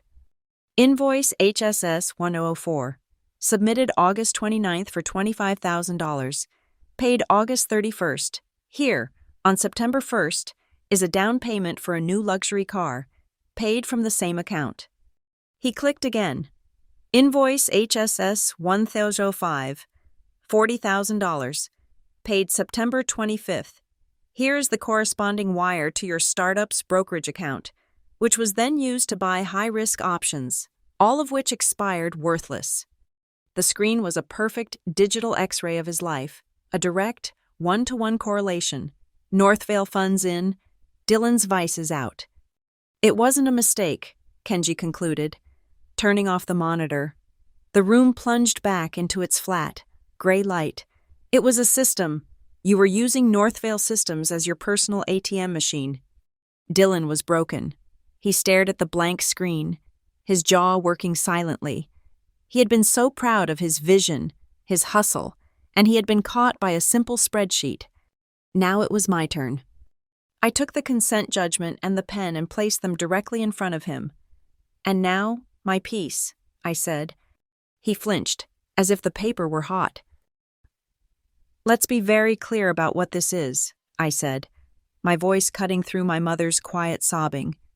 This is the consent judgment for the $55,000 you owe to my company, AK Ledger Holdings, the debt I bought from Graymark, the debt you tried to have me pay." I don't have that," he whispered, looking at our father. "Dad." Gordon wouldn't look at him. "I know you don't," I said. "You just showed us where you spent all your money. That's why we're here. You sign this document. Dylan, you sign it, and you admit you owe me the full $55,000. The moment you do, Article 3 of this agreement is triggered." I tapped the third paragraph. "This clause," I said, "formally releases Gordon and Ruth Keene from any and all liability related to this specific debt. I waive all rights to pursue their assets, their home, their savings. It protects them. It transfers the entire legal and financial burden from the family onto the only person who deserves it, you." My father's head slowly lifted. He looked at me, his eyes filled with a new, terrible understanding. "The $38,000, he said, his voice hoarse. When you paid that, it wasn't to help us." "No," I said, meeting his gaze. "It was a purchase. It was the price of admission. You didn't accept a kindness. Dad, you cashed a check from a hostile buyer. You sold me the right to be here today. You sold me the leash, and I bought it." My mother's weeping stopped. It was replaced by a sharp, horrified silence. They finally understood. The money they had demanded, no delay, was not an act of submission. It was a declaration of war. "But this is where the two problems converge," I said, looking back at Dylan. I pushed the document an inch closer. "You're probably wondering how you can possibly pay Northvale back $190,000 and pay me $55,000. You can't. I know that. So here is my one and only offer. It is not a negotiation." I held his gaze. "You sign this. You cooperate fully with Mr. Tanaka's team. You liquidate the car. You liquidate whatever is left in that brokerage account. You set up a repayment plan for the full $190,000 you stole from Northvale Systems. You will pay them back, every last cent." And you?" he stammered. "Me?" I said. "My judgment for $55,000 will be filed with the court. It will be a public, legal fact. But I will hold off on executing it. I will not garnish your wages. I will not seize your assets. I will wait. And the moment Northvale's treasury confirms you have paid them back in full, the moment their $190,000 is recovered, I will file this." I reached into my binder and pulled out a second, single-page document. I laid it on top of the first. "This is a satisfaction of judgment. It's a legal document that says, paid in full. The second Northvale is made whole. I file this, and my debt is legally extinguished. I will walk away." He stared at the two papers. The trap was perfect. He couldn't escape the corporate fraud without signing the personal judgment. He couldn't clear the personal judgment without repaying the corporate fraud. My personal debt was now the incentive to fix my corporate problem. I had just used $38,000 to leverage the recovery of $190,000. You'd do that?" he whispered. "You'd let it go?" "I am not letting it go," I said. "I am closing the file. There is a difference. I don't want your money. Dylan, I want you to pay, and you will pay the company you defrauded." He looked at me, and the last shred of his visionary persona fell away. All that was left was the hollow, bitter resentment of a child who had finally been told no. "You're a devil, Ava," he spat, his voice thick with venom. "You're not family, you're a monster." I didn't flinch. I picked up the pen and set it on top of the paper. "I'm just a ledger," I replied. "And a ledger has to be balanced." He stared at the pen. He looked at our parents, who offered no help. He looked at Kenji and Sarah, who offered no mercy. He looked at me, who offered only procedure. With a trembling, defeated hand, he grabbed the pen. The sound of the ballpoint scratching across the signature line was the only sound in the room. "Dylan Keene." He threw the pen down. It skittered across the table. Sarah from legal, who had been silent, immediately stood up. She picked up the document, reviewed the signature, and pulled out a small digital device. She pressed it to the paper. A small light flashed. "Digitally notarized," she said, stamping the document with an embosser from her briefcase. "This is now a binding court document." She handed a copy to me and a copy to Dylan. "We'll file this with the clerk of courts by noon." She then turned to Kenji. He nodded, closing his own folder. The parallel cases were now one. "Mr. Keene," Kenji said, standing. "A member of our internal recovery team will be in touch with you within the hour to arrange the repayment schedule. Do not leave the city." They both turned and walked out of the room. The door clicked shut, leaving the three of them and me. My parents looked destroyed. Dylan looked empty. I stood up. I methodically placed my copy of the judgment into my blue binder. I closed the cover. I slid my laptop into my bag. I did not look at any of them. I walked to the door. I didn't say goodbye. I didn't say it's over. I said nothing. I walked back to my desk, 31 floors above. I sat down. The red light on my desk phone was not blinking. My email inbox was quiet. I opened my internal task manager. I found the personal task I had created on Tuesday night. Task: Project Carapace. Status: In progress. I clicked the task. I clicked Edit. I backspaced over In progress. I typed Log completed. I clicked Save. I took my first calm breath in 72 hours. The aftermath of the meeting in Vendor Hall C was not explosive. It was profoundly, unsettlingly quiet.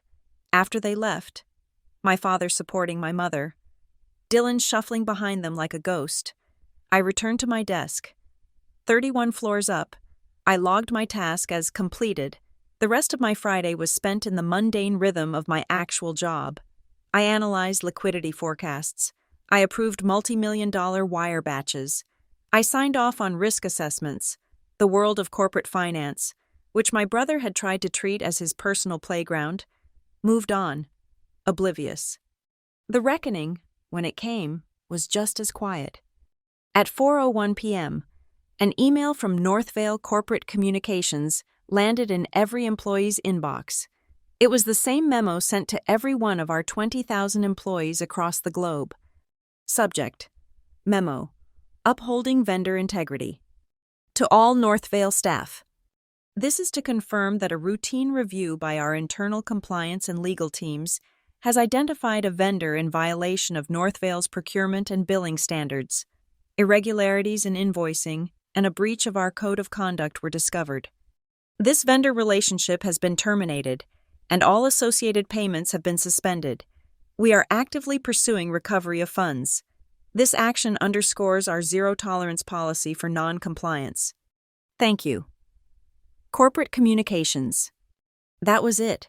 It was a masterpiece of corporate neutralization. It was sterile, brief, and utterly devoid of passion. It did not name Harbor Span Supply. It did not name Dylan Keene. To 99.9% of the company, it was corporate spam. A self-congratulatory pat on the back, deleted before the second sentence was finished. But to me, and to the small team in legal and compliance, it was a public declaration. The first consequence had been filed. The reckoning had begun, not with a shout, but with a memo. My part of the machine, however, needed its final gear. Sarah from legal had confirmed via a curt, one-line email that the $55,000 consent judgment against Dylan was filed with the county clerk's office at 1:32 p.m. It was now a public record, a permanent stain on his name. But I had made a promise in that room. I spent Friday evening at my own desk, in my own apartment. I was not a Northvale employee now. I was the managing member of AK Ledger Holdings. I drafted my own document. I used my own letterhead. Terms for satisfaction of judgment. Case 2024-91820. AK Ledger Holdings, LLC v. Keene, D. The terms were simple, binding, and wove the two debts together into an inescapable knot. The debtor, Dylan Keene, agrees to a 90-day forbearance on the $55,000 judgment. AK Ledger Holdings, LLC, will not pursue garnishment, liens, or asset seizure during this period. This forbearance is strictly conditional upon the debtor's full and immediate cooperation with Northvale Systems' Project Carapace recovery process.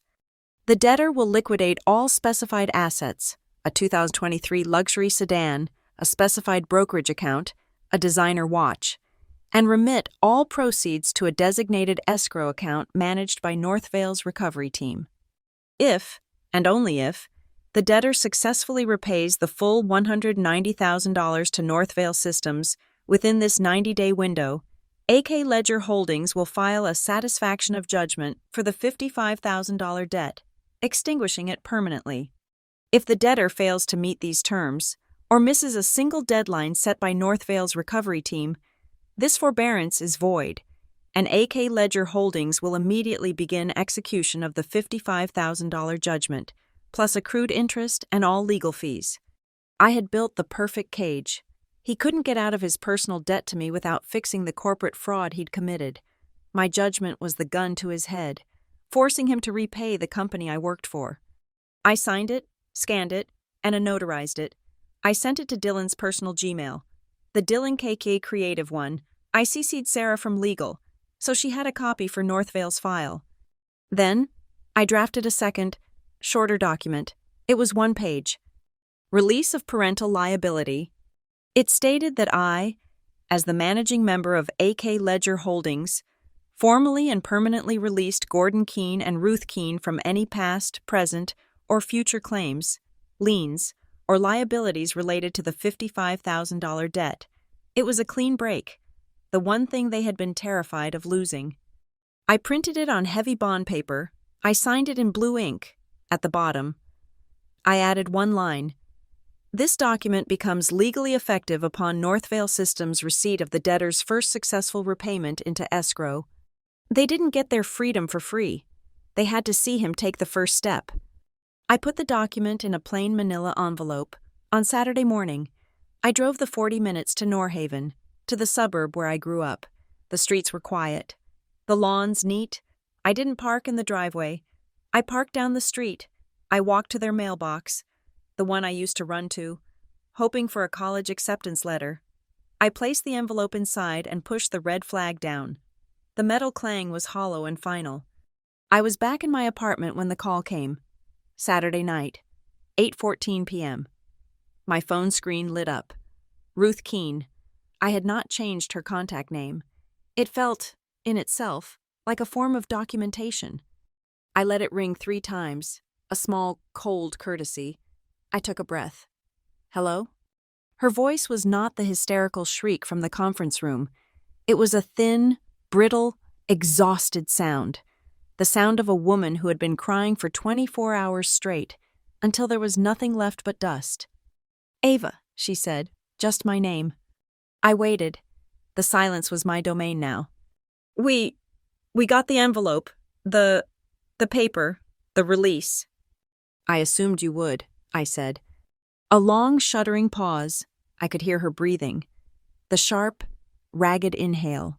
She was trying to find the old script, the one where she could deploy her tears and I would fold. She was finding that the pages had been ripped out. I didn't know, she finally whispered.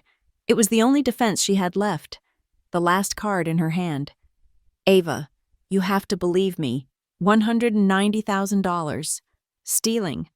From your company. I had no idea. We thought he was in trouble. Like always.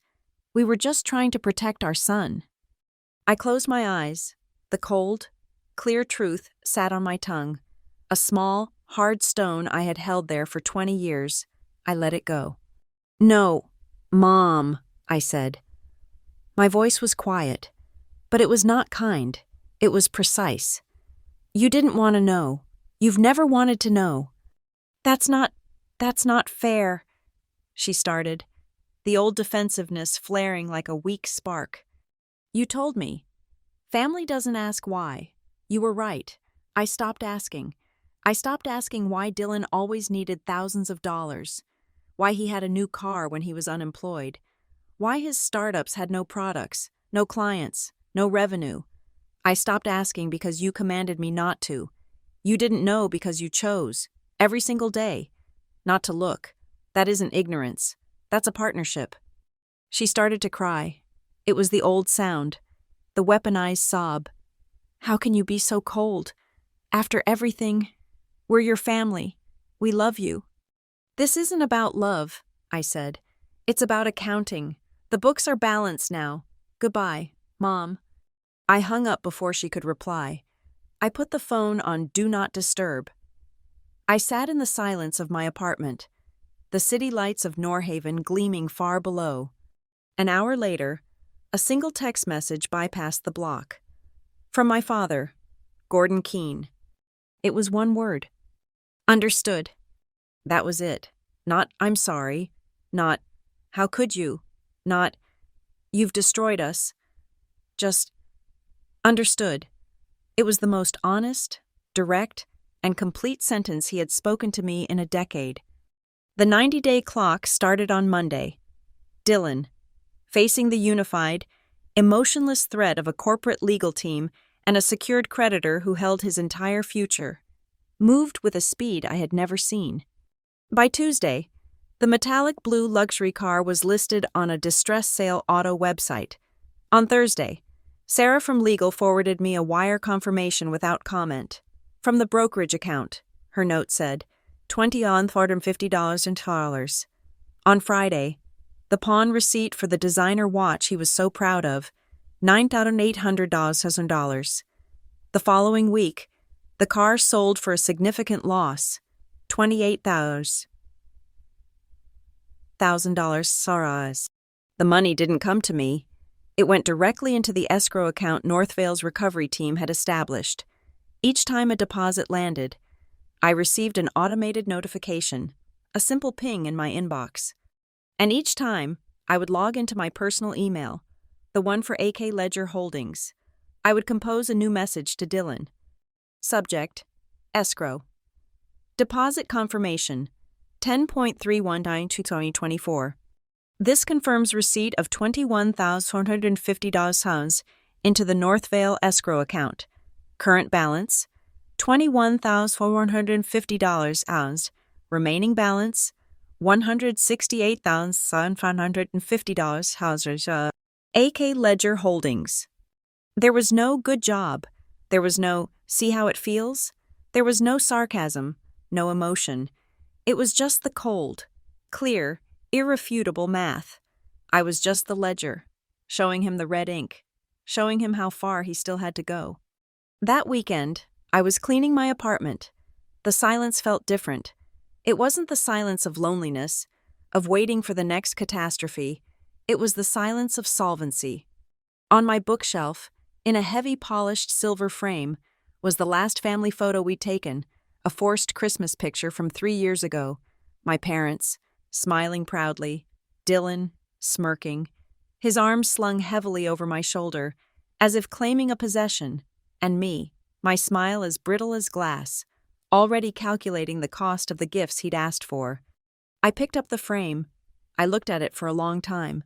I saw the lie, the visionary, the proud parents, and the practical one holding them all up, the human shield. I unclipped the soft velvet backing. I slid the 8x10 glossy photo out. The paper felt thin, flimsy, unreal. I went to my hall closet, the one with the filing cabinet full of their history.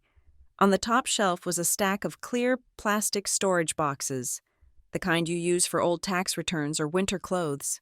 I opened one. I placed the photograph inside. Face up, I put the lid back on. It snapped shut with a dull plastic thump, an airtight seal. I put the empty silver frame back on the bookshelf. I didn't throw the picture away. That would have been an act of passion. This was an act of organization. I was archiving a closed file. The silence in my apartment was no longer the silence of me waiting for their next call, the next demand, the next no delay. It was no longer a chain, pulling me back to their chaos. It was a boundary. It was the quiet, sterile, beautiful piece of a balanced sheet. The silence was, finally, mine. The 90 days were a revelation. They were not 90 days of silence. They were 90 days of automated, itemized accounting.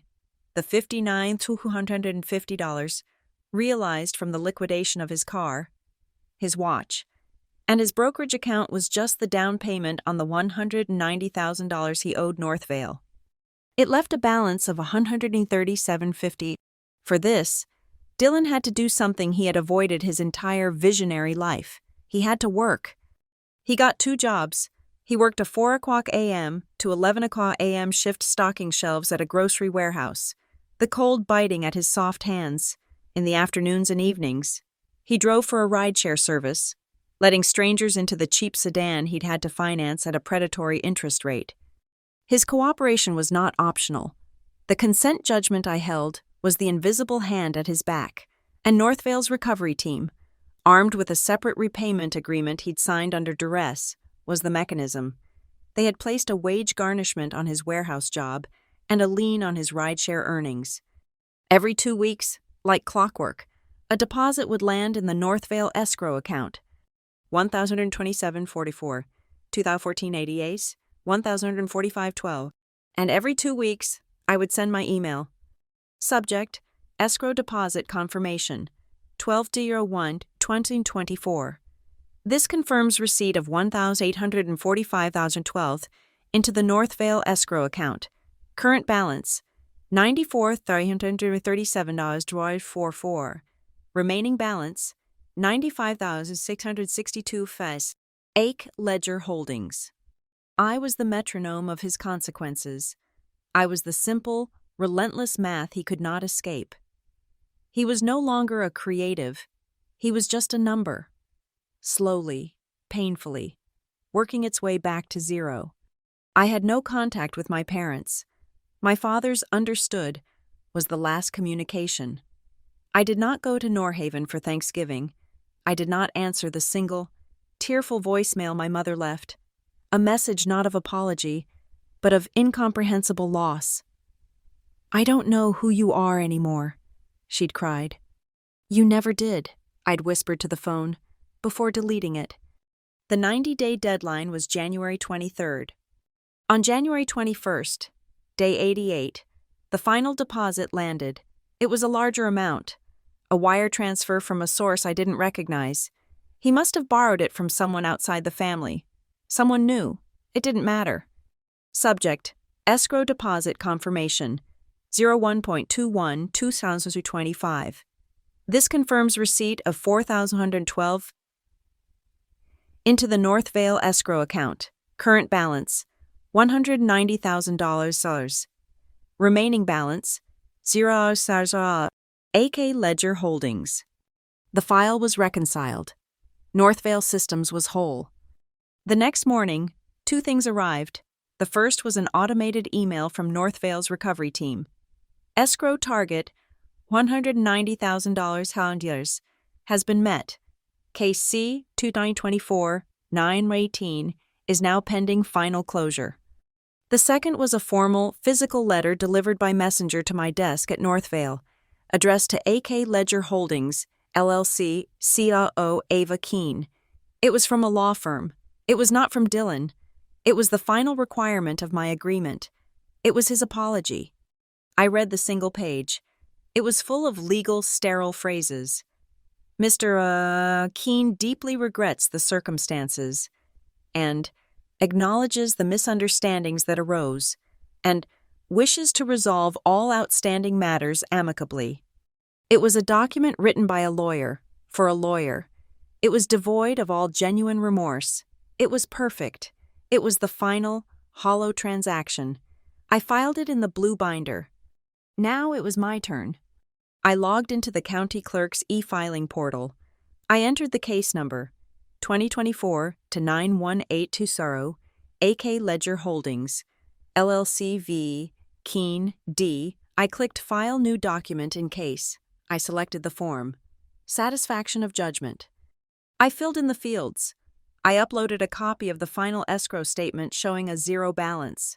I digitally signed it as the managing member of my LLC. I hovered my mouse over the Submit Filing button. I thought of the $55,000 judgment I was about to extinguish. It was a loaded gun I was now disarming. I felt no hesitation, no anger, no forgiveness, I felt only closure. I clicked. The page refreshed. A green bar appeared. Filing accepted. The system automatically generated a new public document, stamping a large digital red block over the case file. Judgment satisfied. It was the electronic equivalent of a paid stamp. I took a high-resolution screenshot. Next, I went to my file cabinet. I pulled out the original release of parental liability I had signed 3 months prior. It was already in its manila envelope. I took it out, spread it on my desk, and signed the final line. Effective date, January 22nd, 2025. I scanned it. I opened my email. I pulled up the text from my father. Understood. I typed his email address into the TOE field. Subject: File closed. G. Keen. R. Keen. I attached the signed, dated, fully executed release. I did not write a single word in the body of the email. I just hit send. I returned to my desk, 31 floors above the city. At 10:15 a.m., the final email arrived. It was from Kenji in compliance. Subject: Project, Carapace, Recovery. Complete team. This is to confirm that Northvale Systems has received full restitution in the amount of $190,000 regarding the vendor fraud case HSS 4915. Our relationship with Harbor Span Supply, LLC, is officially terminated and the entity has been permanently blacklisted from our system. All internal case files are now closed. Thank you to all teams for their diligence. The corporate machine was satisfied. Its stolen funds were returned. The offending part had been purged. The ledger was balanced. But my ledger was not quite. I logged into my AK Ledger Holdings business banking portal.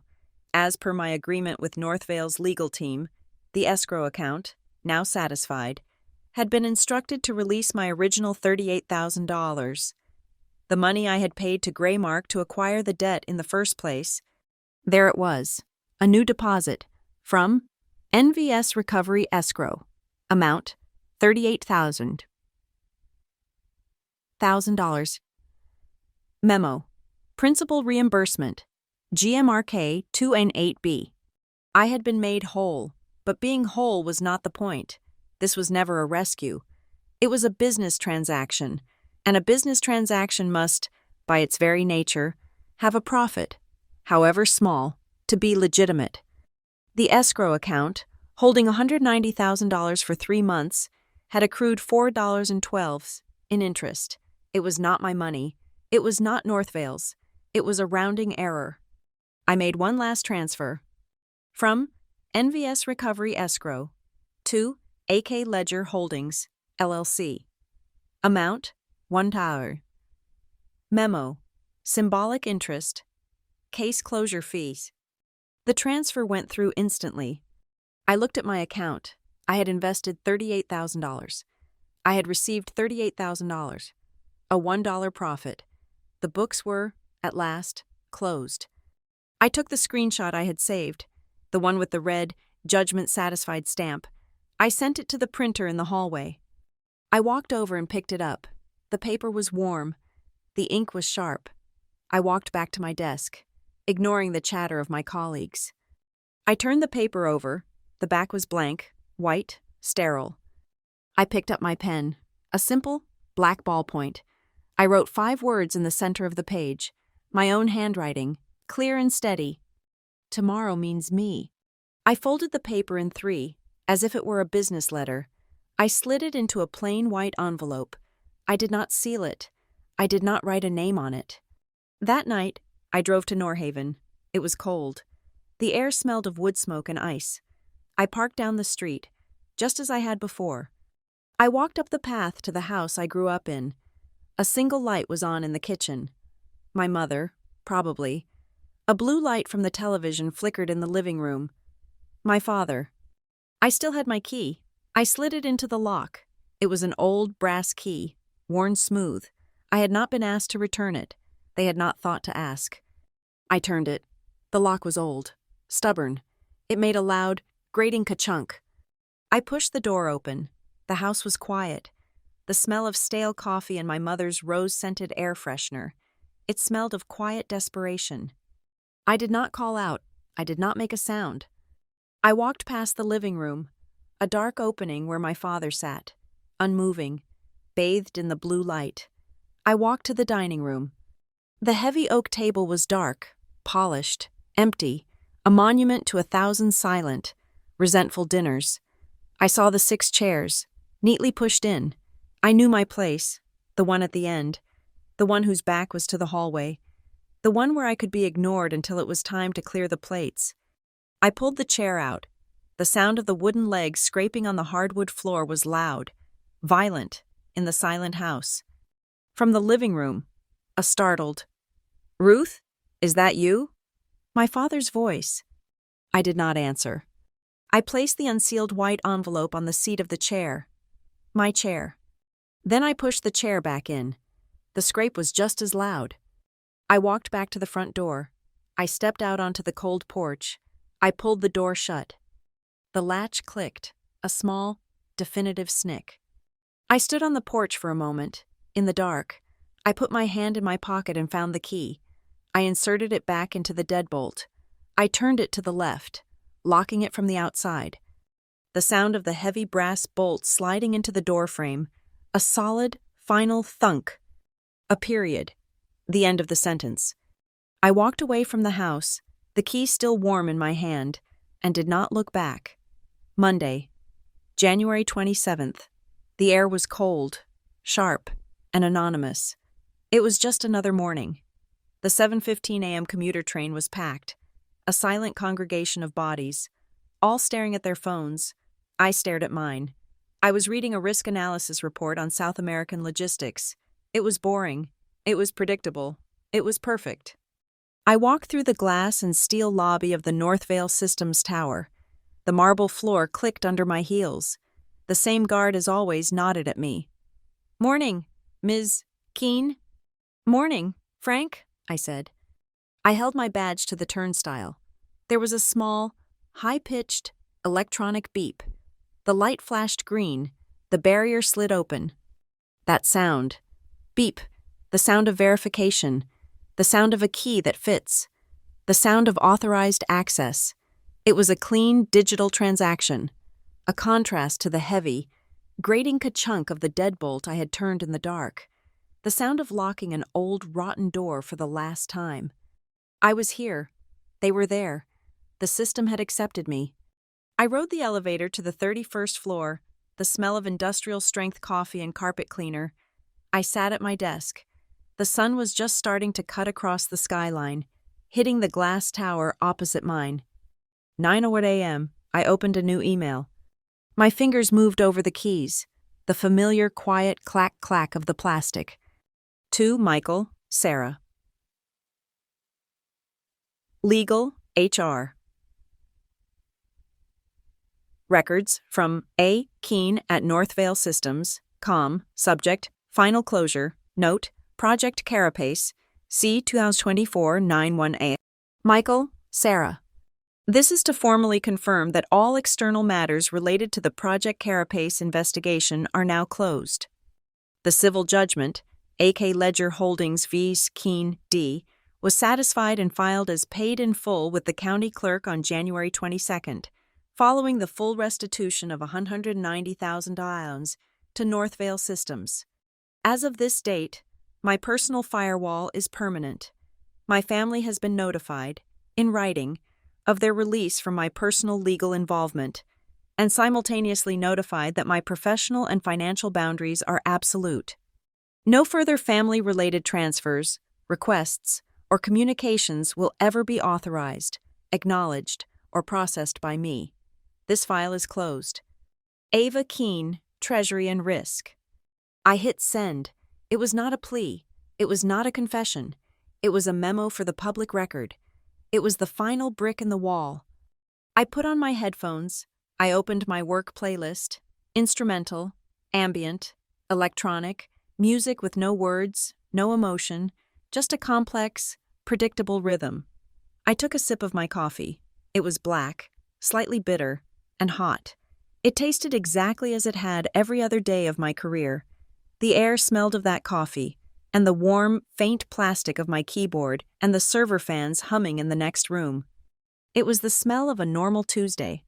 Except it was not, because for the first time in my adult life, I was drinking my coffee and I was not waiting. I was not waiting for the vibration on the desk. I was not waiting for the "I need you" text. I was not waiting for the "tomorrow, no delay" command. The ambient dread, that low-frequency hum of anxiety that had been the soundtrack to my life for a decade, was gone. I had not realized how loud it was until it was silent. This freedom was not a celebration. It was not a party. It was just quiet. It was the simple, profound luxury of being able to focus on a risk analysis report. At 9:17 a.m., my personal phone, sitting face down on the desk, vibrated. It was a sharp, single buzz. I turned it over. A new text message. From Ruth Keene. I had not deleted her. She was a record. I opened it. There were no words. Just a single, red, exclamation mark emoji. It just sat there on the screen. A digital scream. I could feel the lifetime of rage, confusion, betrayal, and helplessness packed into that one, tiny, cartoonish symbol. It was the last, desperate attempt at communication. The final, reflexive, "How could you?" I stared at it. I felt nothing. No anger, no guilt, no pity. It was just data. An error message from a corrupted file. And then, as I watched, the emoji wavered. A small, deleting animation played. The message disappeared. The chat bubble vanished. She had unsent it. A shriek, immediately swallowed by shame. A text, and then no text. A final, perfect summary of our entire relationship. A demand, followed by a retraction. An attempt to wound, followed by the cowardice of not being able to stand by it. I put the phone back down, face down. I reached for my black notebook, the one from my apartment, the one where I had written my first, desperate checklists. I flipped through the pages. Chain of title. Assignment. Settlement. I found the entry from that first night, a single line, at the bottom of the page, underlined twice, a to-do item for my entire life. Stop paying for chaos. I picked up my pen. I did not scribble it out. I did not tear out the page. I placed the tip of the pen at the beginning of the line and drew a single, straight, firm, black line through the entire sentence. Task completed. I put the notebook away. I picked up my phone again. I went to contacts. I scrolled. Keene, Dylan. His name, his number, his Dylan K. Creative Gmail address. I had kept it, as a record, as the primary data point for Project Carapace. The case was closed. The data was no longer relevant. I tapped Edit. I scrolled all the way to the bottom of his contact card. The button was red. Delete contact. I pressed it. A confirmation popped up. Are you sure you want to delete this contact? I pressed delete contact again. His name, his number, all of it, vanished from my list. It was not a dramatic block. Blocking is an act of conflict. This was an act of administration. I was simply cleaning my database. He was an obsolete vendor. On my primary monitor, one file was still open, the one I had saved to my desktop. aka Ledger. SAT PDF. It was the screenshot of the judgment satisfied stamp, the red digital final word. I had kept it open for a day, just to look at it, to confirm it was real. It was real. I was done. My cursor hovered over the red X in the corner of the PDF window. I clicked. The file closed. My desktop background appeared. It was the default Northvale Systems logo, a clean, blue, corporate wave. And in the semi-gloss of the dark monitor, I saw my own face reflected back at me. I just looked. I saw my eyes, my hair, pulled back in its usual, efficient knot, the lines of my mouth, set not in a smile, but not in a frown, just at rest. I was not a victor. I had not won. There is no winning when you have to detonate your own family. There is no victory in proving that your parents' love was conditional and your brother was a fraud. But I was not a loser. I was not the fool. I was not the emotional ATM. I was just Ava. Ava Keene, Treasury and Risk. I was not the person who won. I was not the person who lost. I was the person who was no longer playing. I was no longer being led by their debt. I was free. I worked until 5 p.m. The day was quiet, productive, normal. At 5:01 p.m., I logged off. I packed my bag, but I did not go to the elevator. I walked to the stairwell. I walked down 30 floors. The concrete steps echoed my footsteps. I walked to the ground floor, to the cold, empty corporate hallway. I walked until I stood in front of Vendor Hall C. The door was unlocked. I pushed it open. The room was dark, empty. The long, boat-shaped table was a black void. The water pitcher was gone. The chairs were perfectly aligned. It was as if the meeting had never happened. But in the darkness, at the far end of the room, a single, tiny, blue light was glowing. The eye of the large, wall-mounted video conferencing unit. It was on, in standby, waiting. I walked into the darkness. My heels clicked on the floor. I walked the length of the table, to the head, where I had sat. I stood in front of the dark VC screen. In it, I could see my own shape, a black silhouette against the faint light of the hallway. I reached out my hand. I found the physical power button on the side of the unit. I pressed it. There was a quiet, internal click. The tiny, blue, watching eye went dark. I turned. I walked out of the room. As I reached the door, the motion sensor lights in the ceiling, which had turned on when I entered, timed out. They clicked, buzzed, and flickered once, and the room plunged into absolute, total darkness. I walked out into the lobby, and I did not look back. Thank you so much for listening to this story. I truly appreciate you spending your time with me. What did you think of Ava's choice? I'd love to hear your thoughts. Let me know where in the world you're listening from in the comments below so we can connect. If you enjoyed this, please consider subscribing to the channel and giving this video a like. And if you want to help this story reach even more people, please support us by hitting that hype button. It means the world. Thank you again.